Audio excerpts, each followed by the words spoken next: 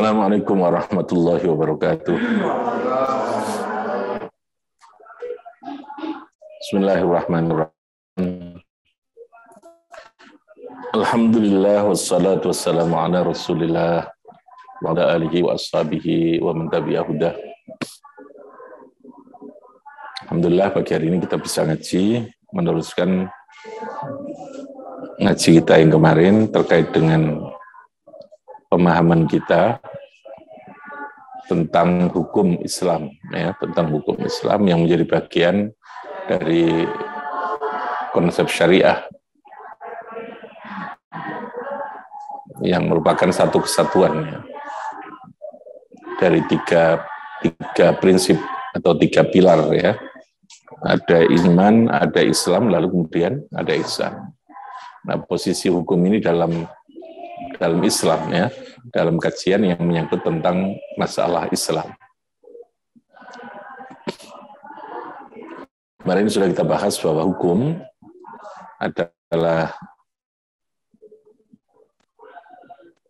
kalau secara bahasa itu ketetapan.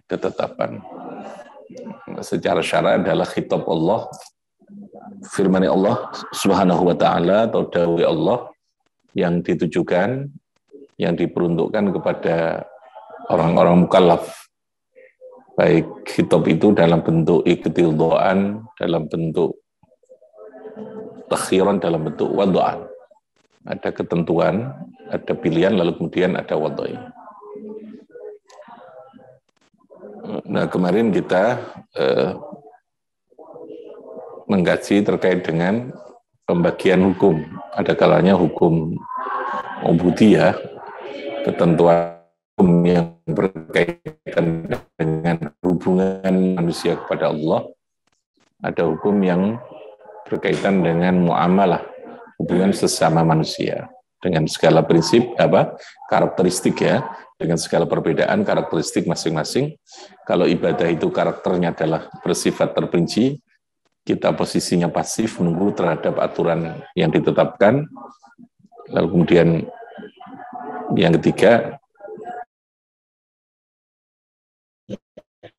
posisinya tidak, karena ta'budiyah maka tidak semuanya bisa dilogikakan atau diakalkan. Berbeda dengan ta'budiyah atau hukum ibadah adalah hukum ubudiyah adalah hukum muamalah. Ya, kalau muamalah ini bersifat global, prinsip-prinsip saja yang diturunkan oleh Allah. Lalu kemudian ada ruang kita untuk melakukan inovasi dan kreativitas sehingga kita bisa lebih aktif, ya. Karena memang untuk urusan teknis itu diserahkan kepada kita. Dia hanya berbicara prinsip dalam hal muamalah. Kemudian yang ketiga bersifat ta'akuli, ya, ada logika, ada ilat yang dibangun di dalam penetapan hukum yang berkaitan dengan persoalan muamalah itu tadi. Oke, sekarang yang kedua,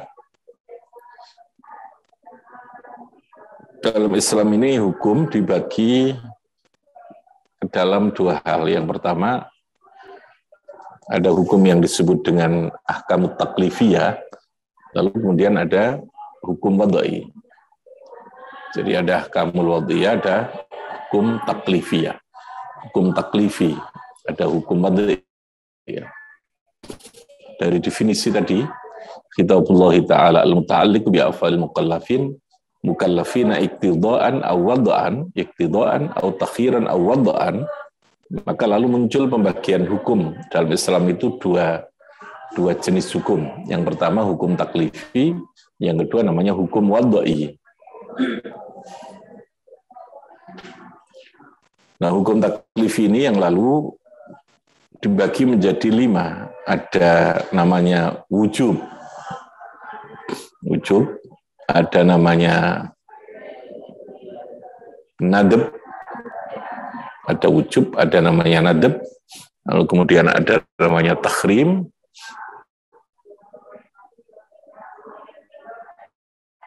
ada namanya karohah atau makruh, lalu kemudian ada ibahah atau mubah, karohah atau mubah.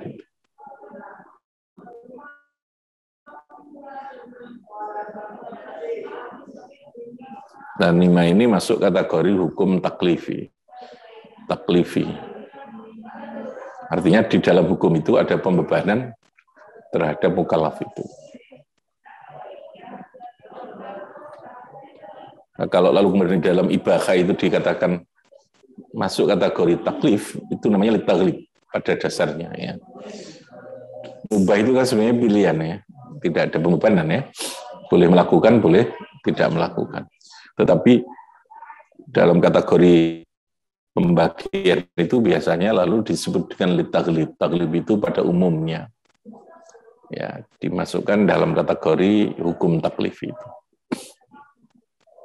Jadi kalau hukum taklifinya ada berapa? 5. Ada hukum yang disebut dengan wujubun atau wajib, lalu kemudian ada apa? Ada nadab atau mandub atau sunnah, kemudian ada tahrim atau haram, ada namanya karoha atau makruh, lalu kemudian ada ibahah atau mubah. Nanti ada perbedaan sedikit di antara keduanya. Saya jelaskan dulu tentang hukum taklifi ini. Disebut dengan hukum taklifi li'anna fihi kulfah. Kulfatun itu ada pembebanan. Ketika lalu kemudian 5 ada al-mubah, kenapa hukum mubah itu juga masuk di dalam kategori hukum taklifi? Padahal di situ tidak ada kulfah, tidak ada taklifnya. Alasannya dari apa? Lit taglib. Apa namanya? Lit taglib. Alhamdulillah.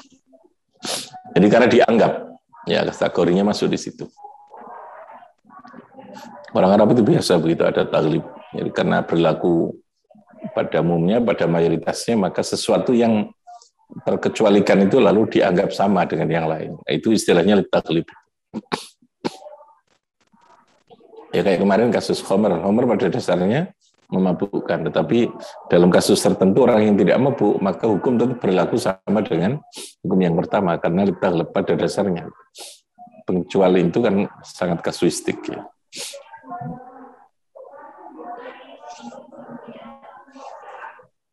Ada istilah ghaliban. Ghaliban itu pada umumnya. Oke, yang pertama, hukum taklifi itu disebut dengan wujubun. Jadi begini, hukum itu ketika belum terkait dengan perbuatan mukallaf, maka istilahnya itu berbeda. Sebagai sebuah konsep atau teori hukum, pengistilahan di dalam hukum, yang belum terkait dengan mukallaf, sesuatu yang harus dilakukan itu disebut dengan wujub. Namanya apa? Wujub. Jadi semua hal apa saja gitu. Wujub itu kalau dalam bahasa atau al-ijab atau wujubun, al-ijab itu adalah iqtida. Iqtida'ul fi'li ma yaqtadhi iqtida'al fi'li jaziman. Jadi ijab itu sesuatu ketentuan hukum yang mengharuskan untuk melakukan sesuatu. Mengharuskan iqtida'al fi'li. Keharusan untuk melakukan sesuatu secara pasti, secara harus. Ma yaqtadhi iqtida'al fi'li. Iqtida' itu mengharuskan atau menentukan, menetapkan. Jadi kalau ditanya, ijab itu apa? Istilahnya ijab ya, wujub.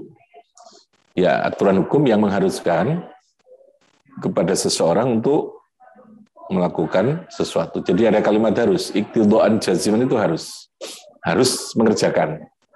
Itu namanya wujub atau ijab itu. Tapi ketika sudah terkait dengan perbuatan tertentu, maka dia berubah istilahnya menjadi wajib.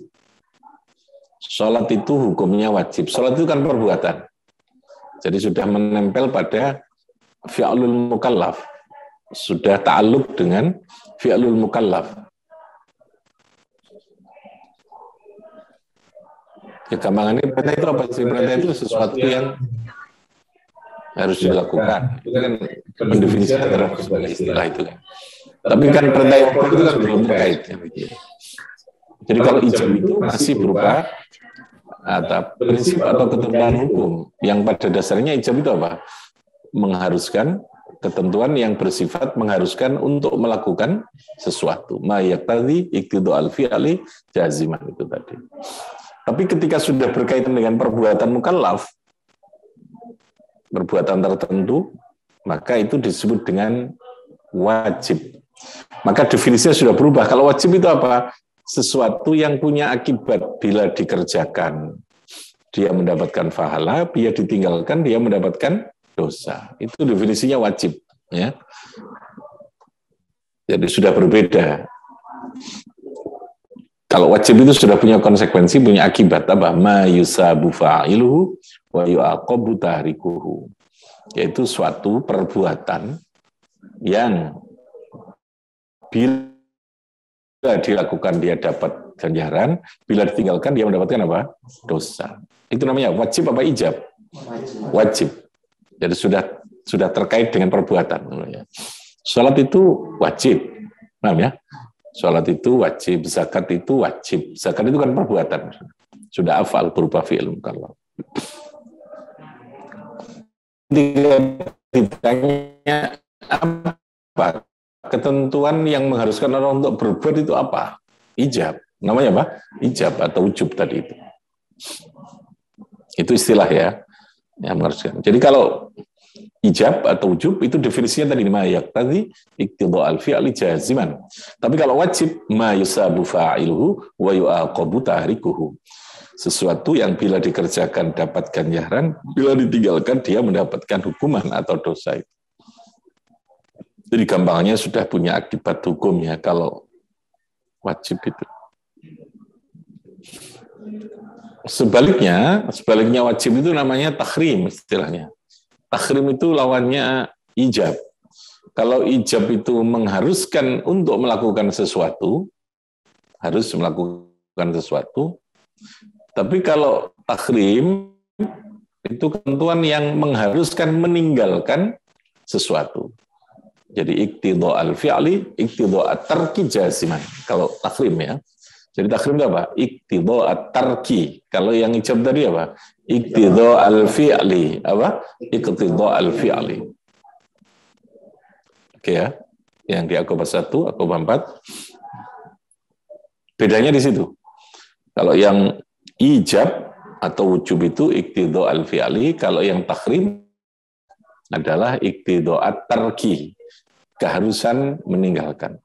Jadi hukum Islam yang pertama adalah berupa iqtidha. Iqtidha itu keharusan, ketentuan.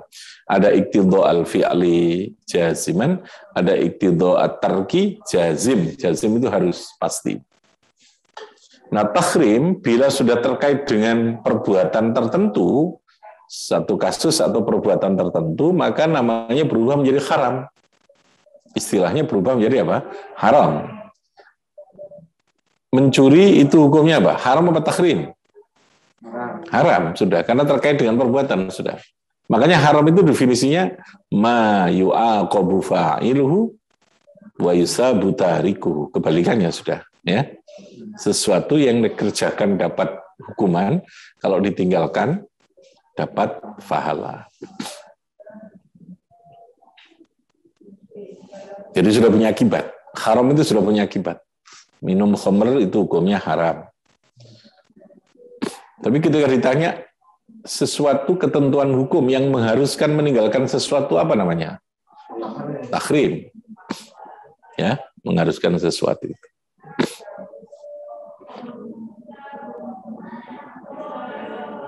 Mengharuskan meninggalkan sesuatu. Jadi ketika sudah ta'alluq ya berkaitan dengan perbuatan itu namanya haram. Ketika sebagai sebuah konsep istilah di dalam hukum maka namanya adalah takhrim tadi. Yang ketiga ada namanya nadab. Nadab atau mandub, nadab. Nadab ya. Nanti lawannya adalah mandub itu berikannya. Nadab. Kalau an-nadab itu apa? Ma yaqtadi iqtida'al fi'li ghaira jazim. Kalau tadi kan jazim, ini apa? Ghaira jazim. Jazim itu harus ya. Pasti gitu ya. Nah, sesuatu yang nadab itu sesuatu yang dianjurkan, yaitu hukum yang bersifat menganjurkan untuk melakukan sesuatu. Anjuran. Tadi kan keharusan ya. Harus mengerjakan, harus meninggalkan. Ini iktidho al-fi'li ghairu jazim, itu namanya nadab. Tapi ketika sudah terkait dengan perbuatan, maka namanya mandub. Apa namanya? Mandub. Salat tarawih itu mandubun. Disunahkan. Jadi sudah terkait dengan perbuatan tertentu. Maka definisinya mandub itu ma yusabu fa'iluhu wala yu'aqabu tahrikuhu. Orang kalau mengerjakan dapat ganjaran, nek ninggal no orang dapat apa? Dosa. Itu namanya mandubun. Kalau nadab itu yang pertama tadi ini.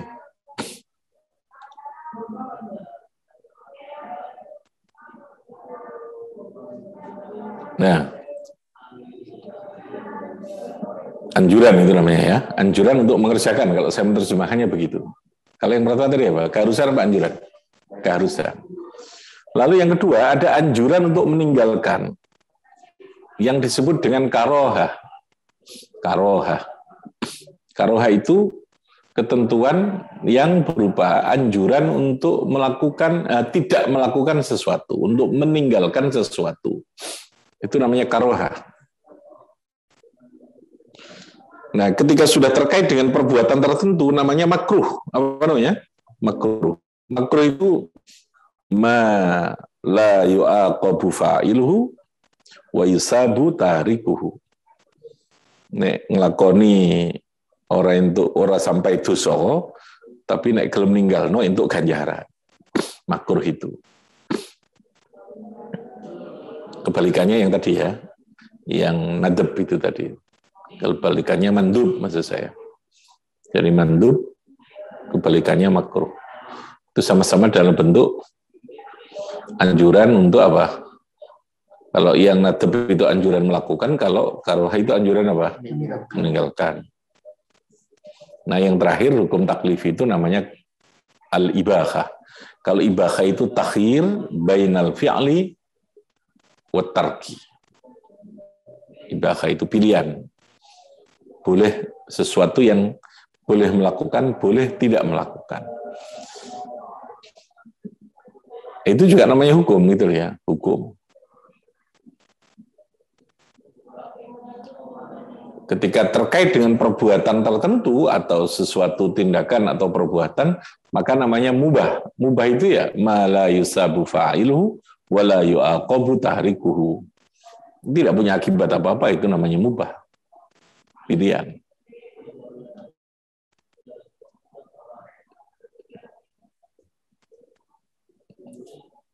Itu disebut dengan hukum taklifi. Jadi intinya sebenarnya ada 3 kalau diartinya. Kalau kategori itu ada keharusan, ada anjuran, ada pilihan, gitu ya. Keharusan ada 2. Keharusan apa? Melakukan. Ada keharusan untuk apa? Meninggalkan. Kalau anjuran juga ada 2. Anjuran apa? Melakukan, dan ada anjuran meninggalkan. Pilihan melakukan atau tidak melakukan.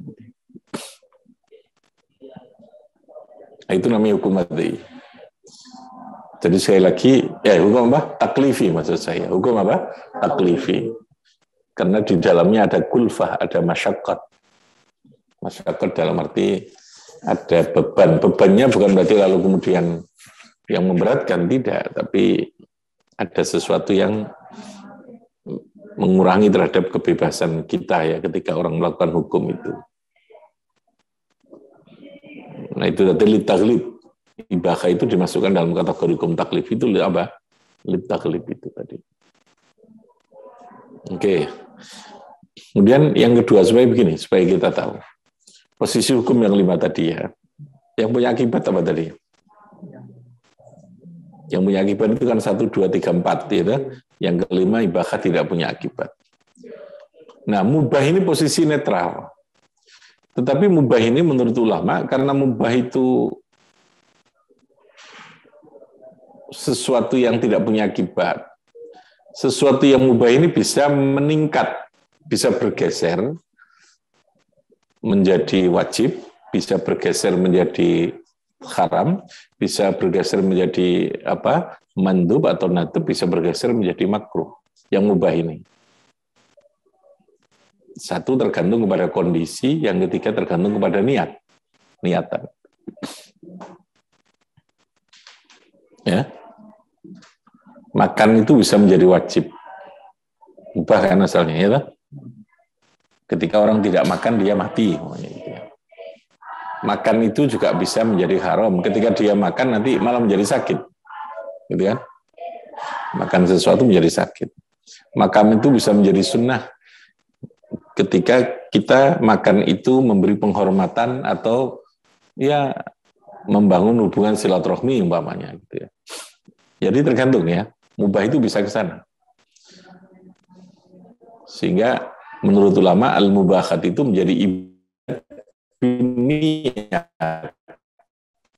Sesuatu yang mubah itu bisa bergeser menjadi ibadah.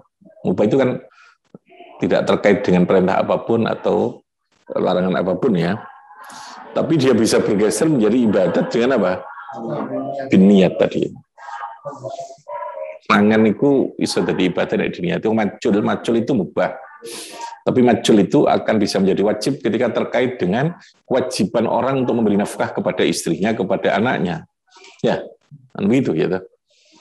Dia bisa menjadi haram kalau macul itu dapat duit dipakai untuk minum-minum. Kan gitu. Jadi dia bergeser. Tetapi sifatnya, hukumnya itu tidak hukum. Jadi gini, sesuatu itu ada yang ditetapkan hukumnya secara zatiyun, ada yang bersifat aridiyun. Orang bekerja itu secara aslinya, zatnya, substansi perbuatan itu adalah mubah, substansinya, hukum asalnya gitu loh. Substansi itu hukum asal. Hukum asal itu namanya zatiyun. Tetapi hukum asal ini bisa berubah karena li aridin. Aridin itu ada faktor di luar perbuatan itu yang menggeser, bisa merubah terhadap aturan hukum asal ini. Contoh dari itu ya, orang macul, orang bekerja, ya, orang nyambut gawe, itu kan mubah pada dasarnya. Kerja di sawah, macul di sawah, dan seterusnya. Tapi ketika terkait dengan kewajiban kita harus membiayai, memberi makan kepada anak, kepada istri, maka ini bisa menjadi wajib. Bisa menjadi sunnah. Bergeser itu. Nah, wajib dan sunnah ini namanya aridiyun. Ya. Aridiyun itu apa? Sesuatu yang baru datang atau faktor yang mempengaruhi terhadap hukum asal tadi. Jadi hukum asal, ada hukum apa? Hukum yang karena faktor yang berpengaruh terhadap hukum asal tadi.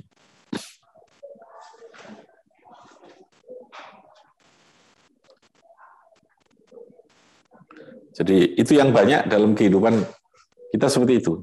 Hukum ini asalnya mubah gitu ya. Tapi karena Anda ini harus menjaga kesehatan kamu untuk supaya menjaga keselamatan orang banyak, maka hukumnya itu menjadi wajib. Menjadi apa? Wajib. Bisa menjadi sunnah, bisa menjadi haram kalau itu hukum itu mengganggu itu. Tergantung ya. Jadi tergantung. Ya kayak jenenge wong melekan bengi itu kan ya mubah aslinya kan. Tapi ketika dia nanti berpengaruh terhadap kewajiban dia, subuh bisa menjadi haram melekan itu. Nah, hukum haramnya namanya hukum aridiyun. Faktor eksternal yang mempengaruhi terhadap hukum asal itu. Zatiyun dan aridiyun.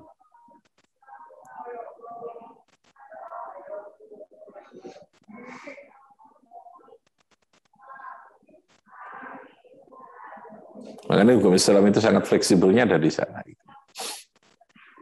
Sehingga ada istilah ilat hukum itu bisa bergeser, berubah berdasarkan ya, hukum itu bisa berubah bergeser berdasarkan ilat. Al-hukmu yaduru ma'ilat. Yadur itu bisa bergerak, bergeser. Ma'ilat itu beserta alasan yang melatar belakang. Dulu, zaman penjajahan, pondok pesantren itu tidak boleh pakai baju jas, pakai dasi itu tidak boleh. Pakai celana pun juga tidak boleh. Santri itu nggak boleh biar zaman penjajahannya. Ilatnya karena tasyabuh itu menyamai terhadap orang penjajah gitu ya. Akan mengurangi terhadap jiwa nasionalisme, jiwa perlawanan kita terhadap penjajah. Sehingga santri itu tidak boleh pakai celana, tidak boleh pakai jas. Kalau pakai jas itu kan, jas itu dipakai oleh penjajah kan rata-rata orang pendatang.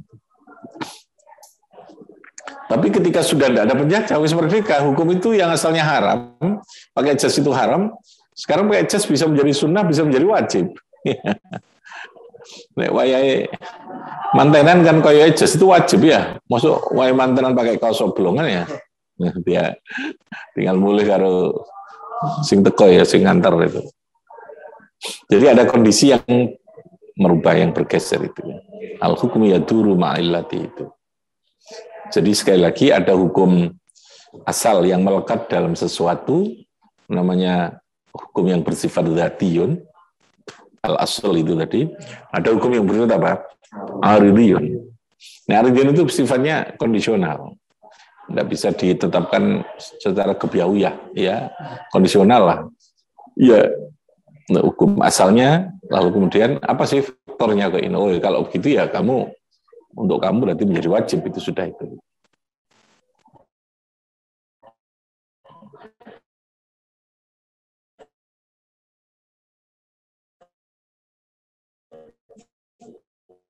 Terus, tidak lagi mubah.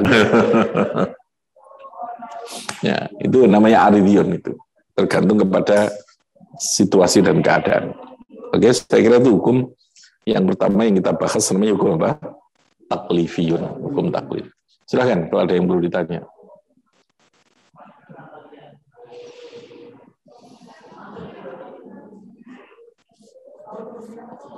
Ya, ada? Enggak. Ya, betul. Oh ya, kalau menurut Imam Syafi'i atau jumhur ulama, wajib dan fardu itu sama. Definisinya sama tadi itu ya. Yang membedakan itu Abu Hanifah. Bedanya untuk Abu Hanifah itu dalil yang menjadi dasar terhadap penetapan hukum itu ya. Kalau dalilnya bersifat qat'i, maka itu namanya fardu. Contoh, sholat itu fardu, bukan wajib. Sholat maktubah, sholat 5 waktu itu hukumnya fardu. Menurut Abu Hanifah ya, bukan wajib. Tapi kalau Imam Syafi'i dan mayoritas ulama yang lain, antara fardu dengan wajib itu sama. Tidak ada perbedaan. Sholat itu hukumnya fardu. Ya, hukumnya apa? Fardu. Tapi membaca Fatihah di dalam sholat itu wajib, bukan fardu. Karena dalilnya itu bersifat dhanniyud dilalah. Tidak qat'iyud dilalah. Ya. Kalau sholat, wajibnya sholat itu kan qat'iyud dilalah. Kewajiban sholatnya. Maka itu oleh Abu Hanifah disebut fardu. Membaca Fatihahnya di dalam sholat, dalilnya itu dhanni. Karena dhanniyud dilalah. Karena ulama berbeda pendapat tentang itu. Ya, faqra'u ma tayassara minal Qur'an, itu ma-nya itu lalu timbul penafsiran yang berbeda, namanya dhanniyud dilalah, karena mustarak gitu ya. Ada yang memahami ma itu Fatihah, ada yang memahami ma itu ya pokoknya Al-Qur'an. Nah, maka Fatihah itu menurut istilah Abu Hanifah namanya apa? Wajib, bukan fardu gitu. Jadi kadang-kadang dalam satu jenis perbuatan hukum itu, hukum yang menyangkut tentang hukum asalnya itu dia berbeda dengan isinya gitu ya. Kayak takbiratul ihram, membaca takbir itu semuanya mengatakan itu rukun, fardu itu harus. Tapi bunyi takbiratul ihram itu kan ada yang berbeda. Imam Syafi'i jelas tidak boleh, harus Allahu Akbar. Maka bacaan Allahu Akbar itu wajib, fardu. Kalau Abu Hanifah tidak begitu gitu ya. Jadi Abu Hanifah itu yang biasanya agak ada perbedaan yang cukup lumayan banyak dengan Imam Syafi'i itu. Jadi sekali lagi Pak Busro, perbedaan fardu dengan wajib sifat ugani yang dimungkinkan di situ terjadi adanya perbedaan. Makanya Abu Hanifah itu membagi hukum bukan 5, tapi menjadi 7. Haram pun juga ada haram. Lalu kemudian makruh itu ada makruh tahrim, ada makruh tanzih. Itu Abu Hanifah itu. Kalau dalilnya itu qat'i, maka dia haramnya itu ya itu makruhnya adalah makruh tahrim, ada makruh apa? Tanzih. Itu berdasarkan perbedaan dalil yang terkait dengan menjadi latar belakang atau dasar dari penetapan hukum itu. Oke, ada lagi? Mana? Yang lain? Silahkan. Ada Zaki? Riki? Silahkan. Ari? Ada Ari? Boleh? Silahkan. Tin? Ana? Sudah? Tadi sudah berapa SKS itu ya? Apa? Silakan. Bisa sama bikin rangkuman ya? Bisa ya? Bisa menjadi skripsi untuk ujian gelar sarjana alam gaib. Zaki.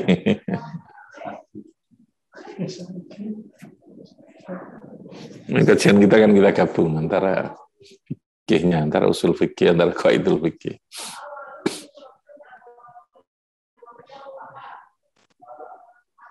Oke ya, saya kira begitu. Muka-muka manfaat. Barakasumma rabbi fanfa'na bi barakatihim dinal khusna bi hurmatihim wa amitana fi qadimad. Assalamualaikum warahmatullahi wabarakatuh.